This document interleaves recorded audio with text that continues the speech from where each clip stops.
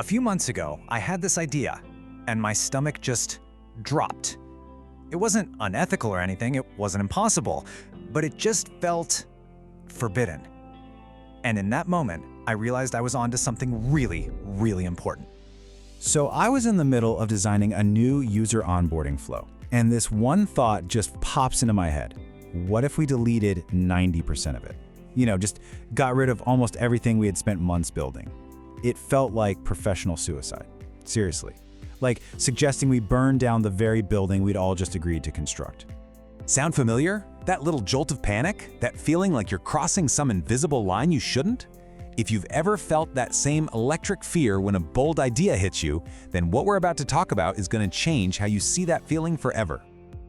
I've talked to literally hundreds of founders and creators over the years, and there's this pattern that just keeps showing up. The ideas that really break through, the ones that actually change the game, they almost always start with this deep, gut-level feeling of discomfort. So here's the big takeaway right up front. That feeling isn't a stop sign. It's not a warning. It's a signal. It's a giant flashing arrow pointing towards something that is genuinely new. We're about to dig into exactly why your brain sends that signal and why you need to start leaning into it. Okay, so let's start with a kinda tough truth about how we're all wired. We like to think our minds are these brilliant machines built for creative leaps, but that's not really their main job.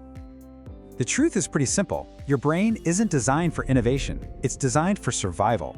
And for most of human history, survival meant sticking with the herd, doing what's already been proven to work, and avoiding any and all unnecessary risks. This isn't a bug in our system, it's the core feature. And this gets hammered into us from day one, right? In school, you get good grades by repeating existing knowledge, not by challenging it. At work, most corporate structures are literally built to punish anyone who deviates from the established process. And the media, they'd love to celebrate innovation, but usually only after it's already won and is totally safe.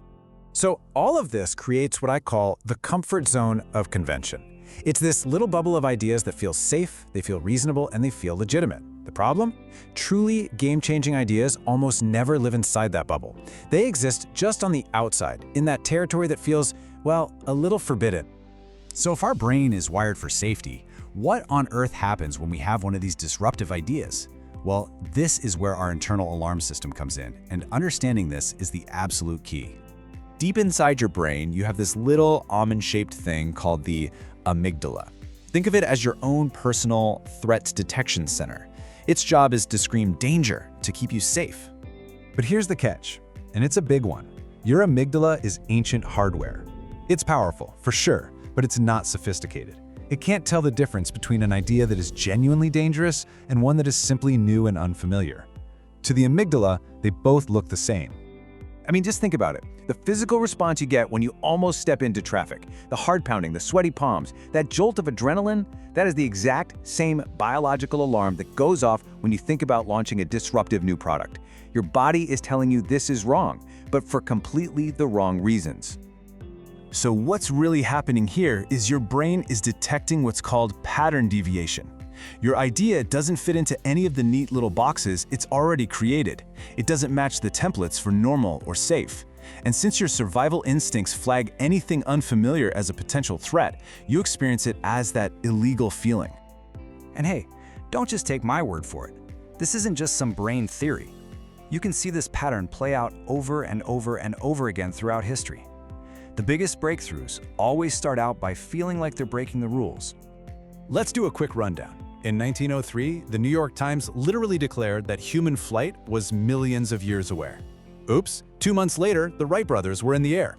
Investors told the founders of Airbnb, "Are you crazy? Nobody is ever going to sleep in a stranger's house. It's irresponsible." The idea of Uber, getting into a car with a random person, it was called insane.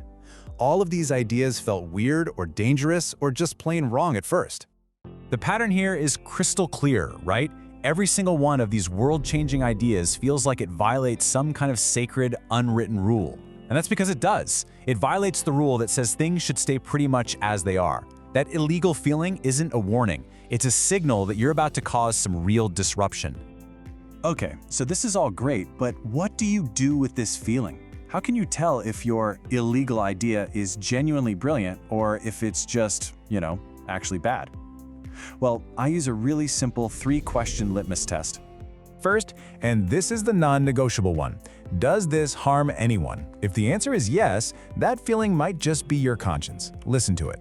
Second, am I actually solving a real problem here, or am I just trying to be different for the sake of being different? And third, and this one is the most important, what is the smallest, tiniest, cheapest possible way I could prove this idea might work? Not the whole thing, just a tiny test. So let's circle back to my illegal idea about that onboarding flow. I didn't just go and tear the whole thing down. Nope. I followed step 3. I just created my crazy 90% stripped down version and ran a simple A/B test against the original for a small group of users. And the result? Well, it was kind of shocking. The minimal, forbidden version had a completion rate 3 times higher. 3 times. That single piece of data turned the feeling of this is illegal into this is backed by evidence. And that's the whole game, turning that uncomfortable instinct into real validation. And this all leads us to the most important point of this entire explainer. It's time to completely reframe how you think about that feeling of discomfort. That illegal feeling, it's not a bug. It's not a mistake in your creative process. It is the feature. It's the very thing that separates people who are just playing it safe from those who are pushing us into new territory. Most people spend their lives trying to avoid this feeling, and because of that, they produce safe, reasonable, and ultimately forgettable work. That discomfort is your superpower. It is proof that you are thinking in a space most people won't even dare to enter. The most impactful work we do always lives on the edge of what feels allowed, not because it's actually breaking the rules, but because it's creating new ones. So I'll leave you with this question. What's that one illegal idea you've been sitting on? The one that feels a little too bold, a little too scary to even say out loud. Maybe, just maybe, it's time to stop running away from that feeling and start running right toward it.